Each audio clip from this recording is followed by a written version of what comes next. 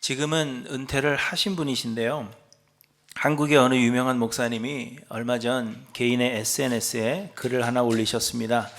그리고 그 글의 제목은 하나님이 우리에게 제사를 이었습니다. 이분은 한국의 기독교인들에게는 굉장히 잘 알려진 분이시고 또 베스트셀러 설교집이 여러 권 있을 정도로 그 영향력이 대단하신 분이신데 가끔 신학적으로 문제가 있는 글을 올리신 그러한 이력이 있습니다. 그래서 제목만 보고도 이분이 또 이상한 이야기를 하시려나 보다 하는 걱정이 되었습니다. 하나님이 우리에게 제사를. 그리고는 올리신 글을 읽어보았는데 역시나 였습니다. 이분이 에스겔서를 묵상하면서 제사에 대해 많은 생각을 하게 되었다는 것입니다. 그런데 그러다가 문득 하나님도 우리에게 제사를 드리셨다라는 생각을 하게 되었다는 것입니다. 그리고 그 이유를 설명하시는데 하나님께서 우리를 대신하여 예수 그리스도를 십자가에 죽게 내어주사 우리의 대속제물이 되어주셨으니 하나님이 우리에게 제사를 드리신 것이 아닌가, 그런 말이었습니다. 여러분 어떻게 생각하십니까? 예수님이 대속제물이 되신 것이 하나님이 우리에게 제사를 드리신 것이다 라는 말에 여러분 동의하십니까? 중세시대에 그리스도께서 십자가에서 죽으사 우리의 죄를 대신 갚으셨는데 그렇다면 그 죄값은 누구에게 지불하신 것인가에 논쟁이 있었습니다. 그런데 그때 그리스도께서 대신 지불하신 죄값은 마귀에게 지불한 것이다 라고 말하는 어리석은 사람들이 있었습니다. 사람들이 죄를 지어서 마귀의 권세 아래 놓여 있게 되었으니 그리스도께서 십자가에서 죽으사 마귀에게 그 값을 지불하였고 우리를 마귀의 권세에서 자유케 했다 하는 것입니다. 그렇듯하죠.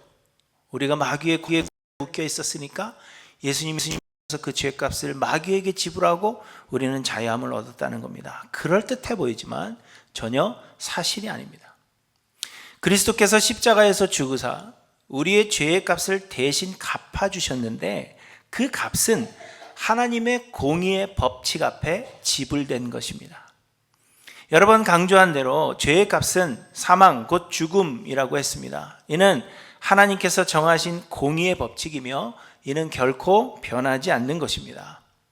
그래서 죄를 범한 자는 모두 죽어야 했고 또 우리는 모두 죄인인지라 죽어야 했던 것입니다. 그러나 우리를 사랑하시는 하나님께서 우리를 대신하여 죄 없으신 하나님의 아들 예수 그리스도를 대신 십자가에 못 박으셨고 그래서 죄의 값은 사망이라 하는 하나님이 정하신 그 공의의 법칙을 충족시키신 것입니다. 그 값을 실제적으로 누구에게 주고 받고 이렇게 하신 것이 아니라 하나님께서 정해 놓으신 그 법칙이 죽음의 값이 사망이었기 때문에 예수님께서 죽으셔서 그 값을 지불하셨고 굳이 따지자면 그 값은 하나님의 공의의 법칙 앞에 지불되었다는 것입니다. 마귀에게 준 것이 아니죠. 그러므로 그리스도께서 죽으심으로 우리의 죄값을 마귀에게 지불했다 하는 생각은 지극히 어리석은 것이고 또 마귀를 하나님과 동급 혹은 그 위에 놓는 아주 위험한 생각이 아닐 수 없습니다. 그런데 하나님께서 예수 그리스도를 십자가에 못 박으신 것이 우리에게 제사하신 것이다 라는 생각은 결국 동일한 이야기가 되는 것입니다. 여러분 신학적으로 깊이 생각하지 않고 상식적으로만 생각해 보아도 제사는 누구에게 바치는 것입니까? 제사는 신에게 바치는 것이죠. 한국에서는 조상들에게 바치는 것입니다. 그렇다면 우리를 신으로 생각하는 것이요 하나님과 우리를 동등한 위치에 놓는 심각한 오류를 범하는 것입니다. 이분이 예전에는 예정설에 대하여 아주 심각한 오류를 범한 적이 있고 또 한 번은 천국에 본인이 키우던 강아지가 없다면 거기는 천국이 아닐 것이다 라는 이상한 발언을 하셔서 구설수에 오른 적도 있었습니다. 그런데 문제는 이분이 너무 유명한 분이시고 그래서 많은 사람들이 큰 의심 없이 이분이 하는 모든 이야기들을 그대로 받아들인다는 것입니다. 그래서 이번 글에도 수많은 사람들이 아멘 하며 하나님께서 우리에게 제사하신다라는 그 사실 아닌 사실에 감동을 받고 있었기 때문에 문제라는 것입니다. 여러분, 이처럼 누구를 가르친다는 것은 매우 조심스러운 일입니다. 왜냐하면 다른 사람들을 바른 길로 인도할 수도 있지만 또한 잘못된 길로 인도할 수도 있기 때문입니다. 그래서 야고보 사도는 형제들아 너희는 선생된 우리가 더 큰 심판을 받을 줄 알고 선생이 많이 되지 말라 이렇게 말씀하셨습니다. 그래서 사실 설교하는 일은 척이나 주의를 기울여야 하는 일입니다. 여러 가지 자료들을 확인하고 또 확인하며 오류가 없도록 철저하게 준비해야 하는 것입니다. 그런데 여러분, 이렇게 준비를 해도 주의를 기울여도 우리가 모두 불안이라 오류가 없을 수가 없습니다. 그래서 듣는 성도님들도 지각을 사용해야 한다 하는 것입니다. 곧 전하여지는 메시지를 그대로 받아들이는 것이 아니라 이것이 그러한가 상고하셔야 한다는 것입니다. 사도행전 17장에 보시면 베레아에 있는 사람들은 데살로니가에 있는 사람들보다 더 너그러워서 간절한 마음으로 말씀을 받고 이것이 그러한가 하여 날마다 성경을 상고하였다. 그렇게 말씀하십니다. 말씀을 잘못 전한 자들에 대하여 하나님은 책임을 물으실 것입니다. 그러나 그렇다고 해서 말씀을 잘못 받은 자들의 책임이 없어지는 것은 결코 아니라는 것입니다. 말씀을 잘못 받은 자들도 역시 지각을 사용하지 아니하고 말씀을 상고하지 않은 것에 대한 책임을 하나님께서 물으실 것이라는 사실을 여러분 기억하셔야 합니다. 그러므로 여러분, 유명한 사람이라고 해서 혹은 듣기에 좋고 나에게 달콤한 소리라고 해서 모든 말씀을 그대로 받지 마시기 바랍니다. 하나님의 말씀을 여러분 부지런히 공부하시기 바랍니다. 지각을 사용하시고 말씀이 그러한가 상고하시기 바랍니다. 그리하여서 우리 하일랜드 교회 모든 성도님들은 좀 생각하는 신앙인들이 되시기를 간절히 소망합니다. 저는 그냥 무조건 아멘하고 무조건 좋다 하는 거 좋아하지 않습니다. 하나님의 말씀이 그러한가 상고하고 좀 생각하는 신앙인이 되시기를 간절히 소망합니다. 싫으면 어쩔 수 없는데. 그런데 여러분, 세상에는 이렇게 우리의 믿음을 흔들어 놓는 교훈들이 많이 존재한다는 것입니다.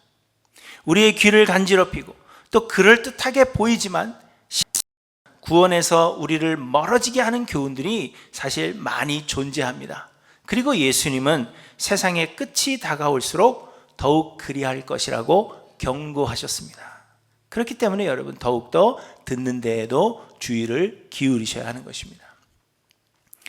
말씀드린 대로 골로새 지역에도 다양한 잘못된 교훈들이 들어왔습니다. 지진으로 인해서 사람들의 삶이 힘들어지고 현실의 괴로움이 더해지면 더해질수록 더욱 그러했습니다. 그래서 바울은 6절에 너희가 그리스도 예수로 받았으니 그 안에서 행하되 그 안에 뿌리를 박으며 세움을 받아 교훈을 받은 대로 믿음에 굳게 서서 감사함을 넘치게 하라 이렇게 말씀하십니다. 흔들리지 말라는 것이죠. 그러면서 8절에 보시면 누가 철학과 헛된 속임수로 너희를 사로잡을까 주의하라. 이것은 사람의 전통과 세상의 초등학문을 따르며 그리스도를 따름이 아니니라 이렇게 말씀하십니다. 세상의 많은 철학과 헛된 속임수들이 마치 진리인 것처럼 믿는 자들을 미혹할 것이라는 이야기입니다. 그러나 이는 구원에 이르게 하는 진리가 아니라 그저 사람의 전통과 세상의 초등학문에 불과하다는 것입니다.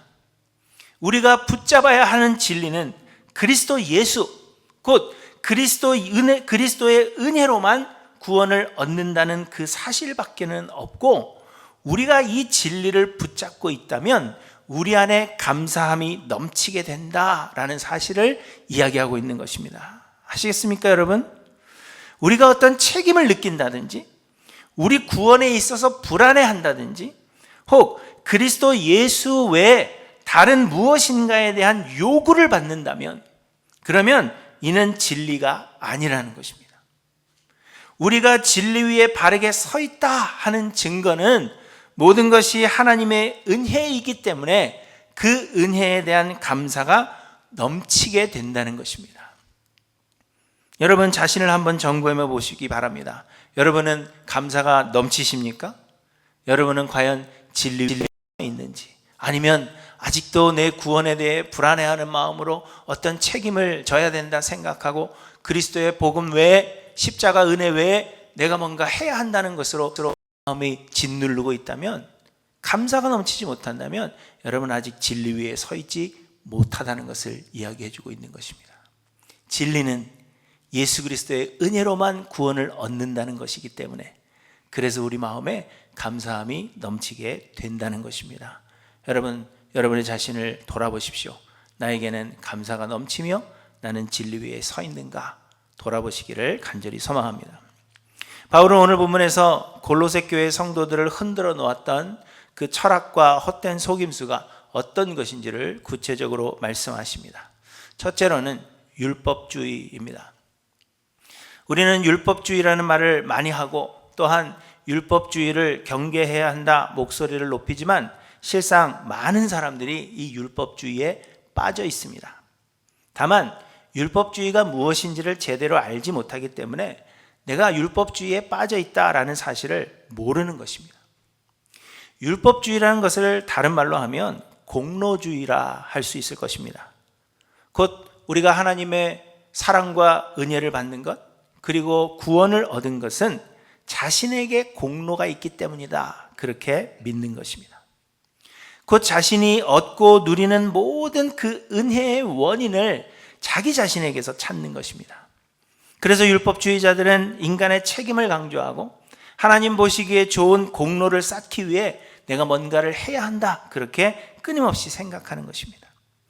여러분, 이는 비단 구원을 얻는 것에만 국한된 것이 아닙니다. 많은 사람들이 생각하기를 구원은 하나님의 은혜로만 얻는 것이지만 구원 얻은 뒤의 삶은 우리의 책임이다, 그렇게 생각합니다. 그래서 세상을 살면서 우리가 복을 얻으려면 공로를 쌓아야 한다 믿는 것입니다. 쉬운 예를 들어서 설명하면, 누군가가 어려운 일을 당하고 있을 때 너 기도 안 해서 그래, 교회 안 나가니까 그래, 이렇게 말하는 것입니다. 신앙생활 제대로 안 하니까 벌 받는 거야, 이런 생각을 하는 것입니다. 반대로 일이 잘 되면 내가 하나님 마음에 드는 일을 했기 때문이다, 내가 하나님을 잘 섬겼기 때문이다, 그래서 내가 복을 받는다 생각한다면 이것이 곧 율법주의라는 것입니다. 오늘 보면 15절에 보시면, 그러므로 먹고 마시는 것과 절기나 초하루나 안식일을 이유로 누구든지 너희를 비판하지 못하게 하라, 이렇게 말씀하십니다. 유대인들은 구원이 오직 유대인들만을 위한 것이다 생각했습니다. 그 유대인들만 구원을 얻는다 믿었다는 것입니다. 그런데 이방인들 가운데서 그리스도께로 돌아오는 사람들이 생겨났습니다. 그래서 베드로가 고넬료에게 복음을 전했을 때, 그리고 사마리아에도 믿는 자들이 생겨났다라는 소식을 들었을 때 유대 그리스도인들은 큰 혼란에 빠졌던 것입니다. 유대인들만이 구원을 얻는데 어떻게 이방인들이 그리스도께로 돌아올 수가 있겠는가? 그래서 그들은 생각하기를 유대인들이 그리스도의 복음을 거부했고, 그래서 어쩔 수 없이 구원이 이방인들에게로 옮겨지게 되었다라고 생각한 것입니다. 그렇지만 구원이 이방인들에게 옮겨졌어도 이방인들이 구원을 얻으려면 유대인의 율법을 지켜야 한다, 그렇게 주장했다는 것입니다. 그래서 먹고 마시는 것은 이스라엘의 음식에 관한 규례를 뜻합니다. 우리가 흔히 아는 대로 돼지고기를 먹으면 안 되고, 되새김질을 하지 않는 짐승은 먹을 수가 없고, 비늘이 있는 것만 먹어야 되고 등등의 규례를 지킬 것을 이 이방인 그리스도인들에게 요구했다는 것입니다. 잘 아시는 대로 시장에서 파는 모든 고기들은 우상에게 바쳐졌던 것이기 때문에 시장에서 파는 고기는 먹으면 안 된다라고 주장을 한 것입니다. 절기나 초하루는 이스라엘의 모든 절기와 매월 초하루에 제사를 지낸 그 이스라엘의 규례를 말하는 것으로서 이방인들도 구원을 얻었다면 절기와 초하루의 규례를 지켜야 한다, 그렇게 주장한 것입니다. 또한 유대인들의 안식일은 금요일 저녁 해진 뒤로부터 토요일 해지기 전까지가 안식일입니다.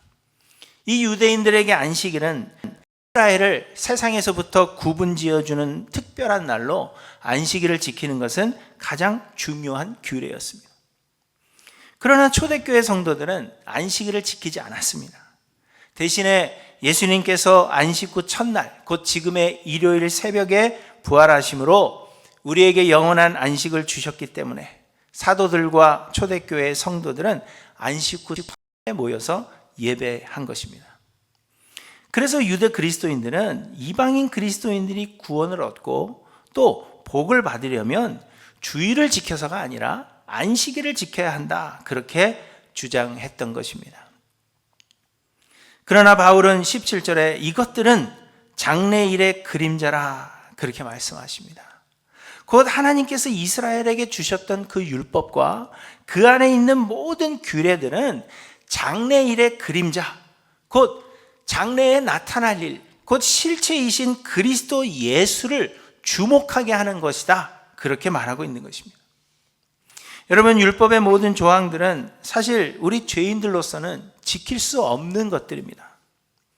하나님께서 우리에게 율법을 주신 것은 율법을 지켜 행하도록 주신 것이 아니라 율법을 지켜 구원을 얻을 수 없다는 사실을 깨닫고 우리의 유일한 구원주 되시는 예수 그리스도를 바라보게 하시려는 것이었습니다.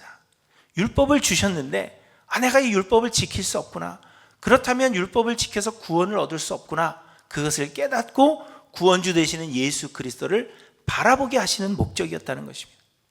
그래서 바울은 율법의 행위로 그의 앞에 의롭다 하심을 얻을 육체가 없나니 율법으로는 죄를 깨달음이니, 이렇게 말씀하시면서 율법이 우리를 그리스도께로 인도하는 초등교사가 되어 우리로 하여금 믿음으로 말미암아 의롭다함을 얻게 하려 함이라, 이렇게 말씀하십니다.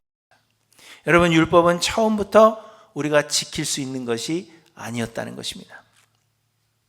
그런데 이미 구원을 얻은 지금도 여전히 율법을 지킬 수 없습니다. 우리는 의롭다 인정을 받았어도 여전히 죄인들이기 때문입니다. 만약 우리가 율법을 지킨다면 이는 우리가 한 것이 아니라 우리 안에 거하신 그리스도가 하신 것이라는 것이 바울의 고백입니다. 또한 안식일을 포함한 이스라엘의 모든 절기들은 예수 그리스도께서 우리에게 베푸실 그 은혜들을 상징하는 것입니다. 예수님이 우리에게 어떤 은혜를 베푸실 것인지를 그 절기들을 통하여 말씀하셨다는 것입니다. 유월절은 우리를 구원하시기 위해 대속제물이 되실 예수 그리스도를 가리키는 것이고, 초막절은 우리를 지키시고 보호하시며 구원의 완성을 이루기까지 우리를 인도하시는 그리스도를 가리키는 것입니다. 또 안식일은 말씀드린 대로 우리에게 영원한 안식을 주시는 예수 그리스도를 생각하게 하는 것입니다. 그런데 이제 그림자의 그 실체인 예수 그리스도께서 오셨기 때문에 더 이상 이 절기들을 지키는 것이 의미가 없어졌다는 것입니다. 우리가 예수 그리스도를 믿고 예수 그리스도 안에 거하면 우리에게는 매일이 유월절이고 매일이 초막절이고 매일이 안식일이고 매일이 주일이라는 것을 우리에게 말씀하고 있는 것입니다. 그래서 여러분, 우리 개혁주의는 사실 이제 곧 있으면 사순절이 시작이 되는데 사순절이나 부활절 이런 절기들의 특별한 의미를 우리는 부여하지 않습니다. 절기를 지키지 않는 것이 죄가 되지 않고, 그렇다면 절기를 지키는 것도 잘못이 아니기 때문에 여전히 우리가 많은 절기들을 지키고 있기는 하지만 어떤 한 특별한 날에 의미를 두거나 절기를 지키는 것으로 신앙의 정도를 가늠하고 혹 하나님께 복을 받는 도구로 우리는 생각하지 않는다는 것입니다. 심지어는 주일조차도 지키지 못했다고 해서 벌을 받는 것이 결코 아닌 것입니다. 여러분, 하나님을 잘 섬겨야 한다는 것, 그러면 더 큰 복을 받는다는 것이 얼마나 그럴듯하고 또 얼마나 매력적으로 우리들에게 들립니까? 내가 하나님을 위해 뭔가를 한다는 것이 여러분 얼마나 멋진 일입니까? 내가 하나님을 위해서 무슨 일을 한다니요? 하나님의 영광을 위해서 내가 일을 한다니 얼마나 대단하게 보입니까? 그러나 여러분, 우리가 하나님을 위해 뭔가를 한다고 생각한다면 결국에는 우리 자신을 자랑하게 되고 우리를 높이게 되며 그리스도의 은혜가 부족한 것으로 인정하는 꼴이 된다는 것입니다. 그러므로 여러분, 하나님을 위해서 뭔가를 해야 한다고 주장하지 마시기 바랍니다.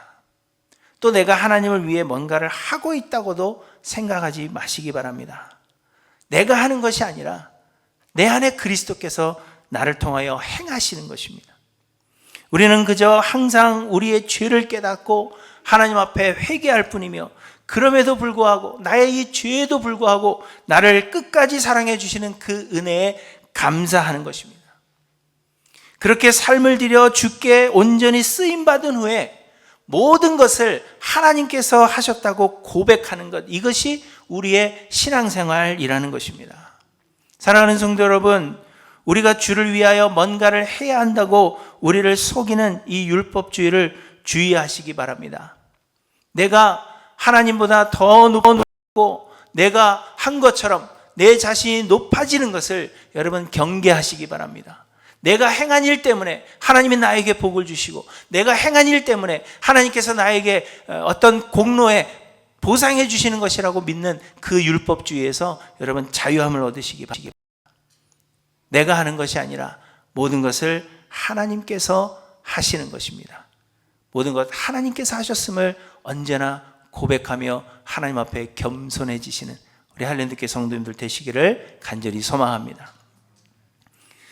둘째로 골로새 교회 성도들을 흔들어 놓았던 이 철학과 속임수는 은사주의, 곧 신비주의였습니다.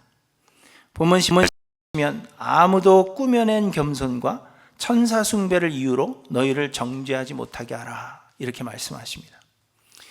초대교회 시절에 가장 큰 이단이라고 한다면 영지주의를 꼽습니다. 영지주의는 육신과 영을 구분하였고요, 그래서 육신은 악한 것이고 영은 선한 것이다, 그렇게 생각했습니다. 그래서 이 구원이라는 것은 악한 육체의 영향력에서 벗어나서 우리의 영이 자유를 누리는 경지에 이르는 것이다, 그렇게 믿는 사람들이 영지주의입니다. 그래서 구원을 얻으면 우리는 점차적으로 육의 것들을 버리게 되고 영적인 존재인 천사처럼 되고, 그러면 천사들이 하나님을 예배하는 것처럼 우리도 그렇게 예배하게 된다 믿는 사람들이 영지주의입니다. 본문에 천사 숭배라고 번역하고 있는 이 말은 천사를 숭배하는 것이라고 번역했는데, 그 천사를 대상으로 생각하는 것입니다. 그렇지만 원어로는 천사를 숭배하는 것으로 번역할 수도 있지만 천사들의 예배로 번역할 수가 있고, 현대에는 천사들의 예배로 번역하는 것이 옳다, 그렇게 인정받고 있습니다. 이 차이를 아시겠죠? 천사를 숭배하는 것이라고 번역할 수도 있고 천사들이 예배하는 것으로 번역할 수 있는데, 요즘은 천사들이 예배하는 것으로 우리가 번역한다는 것입니다. 또 꾸며낸 겸손이라는 말씀에서 겸손이라는 것은 자기를 낮추는 그 겸손을 의미하는 것이 아니라 금욕 혹은 고행 또는 자기 부인으로 번역하는 것이 옳은 것입니다. 말씀드린 대로 영지주의자들은 구원이 악한 육체의 영향력에서 벗어나서 영이 자유를 누리는 것이다, 그렇게 생각했습니다. 그래서 금욕주의적인 삶과 고행을 통하여서 육체의 정욕을 이겨내고 영이 자유함을 얻어서 마치 천사들이 하나님께 예배하는 것 같은 황홀경의 예배를 하나님께 드리게 된다, 그렇게 주장한 것입니다. 그래서 어떤 사람들은 꾸며낸 겸손, 곧 억지로 금욕주의적인 삶을 살고 또한 억지로 고행을 행함으로 천사의 경지에 이르려고 한 것입니다. 그래서 환상을 본다든지 방언이나 예언을 하면 천사의 경지에 이르렀다, 그렇게 생각했고, 그들의 예배도 이성을 따라서 드리는 것이 아니라 무아지경의 상태에서 알아들을 수 없는 언어와 행위로 예배하기를 즐기는 사람들이 있었던 것입니다. 그리고 그렇게 예배해야만 한다 주장하는 사람이 있었다는 것입니다. 그런데 우리가 천사처럼 된다는 것이 가능합니까? 그렇기 때문에 사람들은 꾸며낸 겸손과 꾸며낸 예배를 하나님 앞에 드리게 된 것입니다. 마치 천사와 같은 모든 것을 다 초월한 상태에서, 무아지경의 상태에서 하나님을 예배하는 것처럼 그렇게 꾸미는 사람들이 있었다는 것입니다. 고린도 교회에도 이런 사람들이 있었습니다. 알아들을 수 없는 방언으로 사람들 앞에서 기도하여서 더 영적인 사람으로 보이고 미래를 점치는 것이 예언의 은사라고 착각하는 사람들이 있었습니다. 이들은 방언이나 예언의 은사를 받은 것은 자신들이 다른 사람들보다 더욱 경건한 사람이다 라는 증거라고 주장하고, 이런 은사 받지 못한 사람들을 업신여겼으며 모두가 다 이런 은사를 받아야만 구원을 얻는 것이다 주장했습니다. 그리고 그런 은사를 사용하여 드리는 예배가 하나님께서 기뻐하시는 예배요, 모든 사람들이 그런 예배를 드려야 한다고 주장한 것입니다. 그래서 이들의 주장에 많은 사람들의 마음이 흔들렸습니다. 여러분, 현대에도 많은 사람들이 동일한 주장을 합니다. 사실상 이런 주장을 하는 사람들이 교회 안에 많이 있습니다. 우리 교회는 없지만 다른 교회에 가보시면 방언과 예언과 직통 계시와 이런 것들을 받아야 한다고 주장하는 사람들이 많이 있습니다. 하나님의 말씀을 바르게 전하는 데에 목적을 두는 것이 아니라 좋은 음악과 황홀한 조명, 그리고 감미로운 말솜씨와 자신의 어떤 영적인 경험, 체험 이런 것들을 앞세워서 사람의 감정을 움직이려고 노력하는 교회들이 사실 많이 있습니다. 방언을 하고 예언을 하고 직통 계시를 주장하여서 자기 자신이 그리스도의 그 자리에 서려는 사람들이 많이 있는가 하면, 많은 사람들이 이런 은사에 취해서 그리스도가 아닌 자를 따라가고 있음에도 불구하고 깨닫지 못하는 사람들이 많이 있다는 것입니다. 그러나 여러분, 바울은 우리의 감정이 아니라 이성적인 예배가 되어야 한다, 그렇게 말씀하십니다. 고린도전서 14장에서 내가 만일 방언으로 기도하면 나의 영이 기도하거니와 나의 마음은 열매를 맺지 못하리라 하시면서, 내가 영으로 기도하고 또 마음으로 기도하며 내가 영으로 찬송하고 또 마음으로 찬송하리라, 이렇게 말씀하십니다.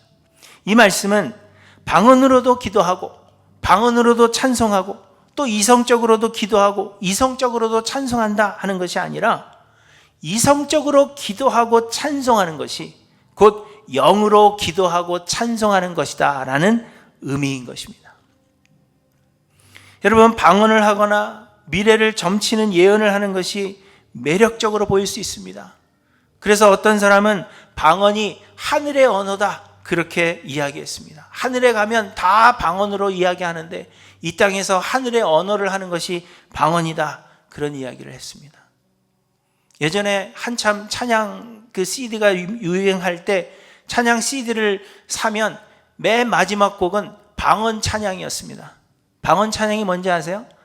가사가 없어요.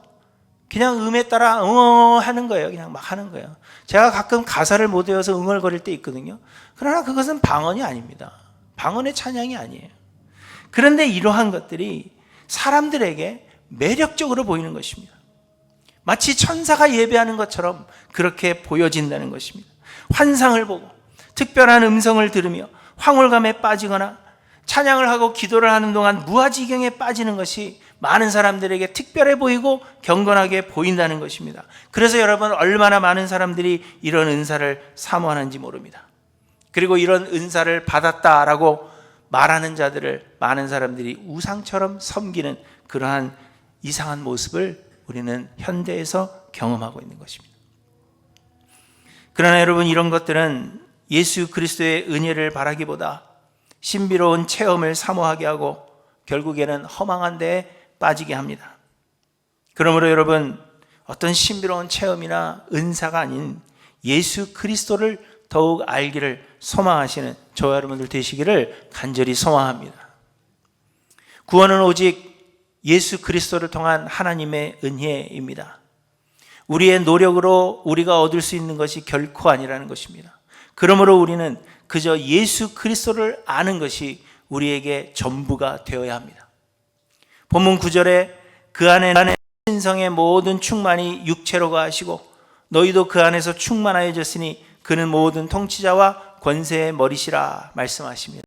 곧 그리스도 예수는 하나님이시며 모든 일의 주관자시라는 사실을 말씀하시는 것입니다.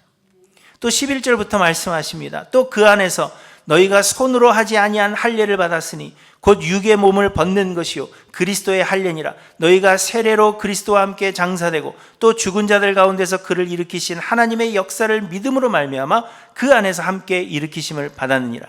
또 범죄와 육체의 무할례로 죽었던 너희를 하나님이 그와 함께 살리시고 우리의 모든 죄를 사하시고 우리를 거스르고 불리하게 하는 법조문으로 쓴 증서를 지으시고 제하여 버리사 십자가에 못 박으시고 통치자들과 권세자를 무력화하여 드러내어 구경거리로 삼으시고 십자가로 그들을 이기셨느니라. 이렇게 말씀하십니다. 무슨 이야기냐면요, 하나님은 이스라엘 백성들에게 할례를 받으라 하셨습니다. 그래서 유대인들은 할례를 받아야 구원을 얻는다라고 믿은 것입니다. 그런데 할례는 무엇입니까? 할례는 남자의 생식기의 표피를 잘라내는 것으로 생산의 능력을 없애는 것, 곧 자기 자신이 무능력해지는 것을 의미하는 것이고 죽음을 의미하는 것입니다. 곧 하나님은 우리에게 죽어야 한다, 우리 개인이 죽어야 한다, 그렇게 말씀하신 것이라는 것입니다. 그런데 이는 장차 일어날 일의 그림자로서 예수 그리스도께서 우리의 모든 죄를 짊어지고 십자가에서 죽으심으로 우리의 옛사람이 십자가에서 함께 죽어야 한다는 것을 할례를 통하여 말씀하고 있는 것입니다. 그런데 우리는 그리스도를 믿고 세례를 받음으로 예수 그리스도와 연합하게 되었고, 그리하여 예수 그리스도가 죽은 그 죽음이 과연 바로 우리의 옛사람의 죽음이 되었기 때문에 우리는 마음의 할례를 받은 것입니다. 그래서 더 이상 육체의 할례를 받을 필요가 없게 되었다는 것입니다. 그리하여 우리는 이제 구원을 얻었고 우리를 거스르고 불리하게 하는 법조문으로 쓴 증서, 곧 이 율법의 구속에서부터 자유함을 얻었다는 것입니다. 죄와 사망에서부터 자유함을 얻어서 우리를 참소하는 통치자들과 권세자들, 곧 마귀와 모든 악의 세력들을 무력화시켰다는 것입니다. 마귀의 세력은 우리에게 끊임없이 참소합니다. 너는 죄인이잖아. 네가 구원을 얻을 능력이 뭐가 있어? 너는 율법을 지킴으로 인해서 구원을 얻을 수가 없는 거야. 너는 이제 끝났어. 우리에게 그렇게 끊임없이 참소하지만 예수 그리스도의 그 죽음과 우리가 연합함으로 인하여서 이제는 그들의 세력을 무력화시켰다는 것입니다. 곧 우리는 예수 그리스도와 함께 승리자가 되었는데, 이는 우리의 공로로 된 것이 아니라 오직 그리스도를 통한 하나님의 은혜로만 된 것임을 오늘 본문이 우리에게 말씀하고 있는 것입니다. 그러므로 여러분, 우리는 해야 할 일도 없지만 또 우리는 할 수 있는 일도 없는 자들입니다. 모든 것을 하나님이 하시며 모든 것이 하나님의 은혜입니다. 다만 우리는 끊임없이 우리의 죄를 말씀을 통하여 깨달아서 회개하고, 그럼에도 불구하고 우리를 사랑하시는 하나님의 은혜에 감사하는 것이고, 우리의 구원이신 예수 그리스도를 우리가 자랑하고 전하는 것입니다. 그것이 우리가 해야 할 일이라는 것입니다. 하나님 앞에 우리의 삶을 내어드리고 하나님께서 우리를 들어 사용하신 후에 모든 것이 다 하나님이 하셨다는 것을 고백하는 것이 우리의 삶임을 말씀하고 있는 것입니다. 그런데 세상은 우리를 미혹하고 우리를 믿음에서 멀어지게 합니다. 우리의 귀를 간지럽히는 철학과 그럴듯한 속임수로 우리를 넘어뜨리려고 하고 마지막에 가까울수록 더욱 그리할 것입니다. 그래서 우리는 우리의 지각을 사용해야 한다는 것입니다. 하나님의 말씀을 묵상하고 학습하고 상고하시기 바랍니다. 사랑하는 성도 여러분, 우리 할렐루야 성도들은 생각하는 신앙인들이 되시기를 다시 한번 간절히 소망합니다. 무엇보다도 우리의 구원이 되시는 예수 그리스도를 묵상하시기 바랍니다. 주께서 우리에게 행하신 일들, 우리에게 베푸신 그 은혜를 깊이 알기를 소망하며 주 예수 그리스도를 아는 일에 힘을 내시는 저와 여러분들 되시기를 간절히 소망합니다. 그래서 세상의 철학과 헛된 속임수를 주의하여 예수 그리스도 안에 깊이 뿌리를 박으며 세움을 받아 교훈을 받은 대로 믿음에 굳게 서서 감사함을 넘치게 하는 우리 할렐루야 교회 모든 성도님들 되시기를 주님의 이름으로 간절히 축원합니다.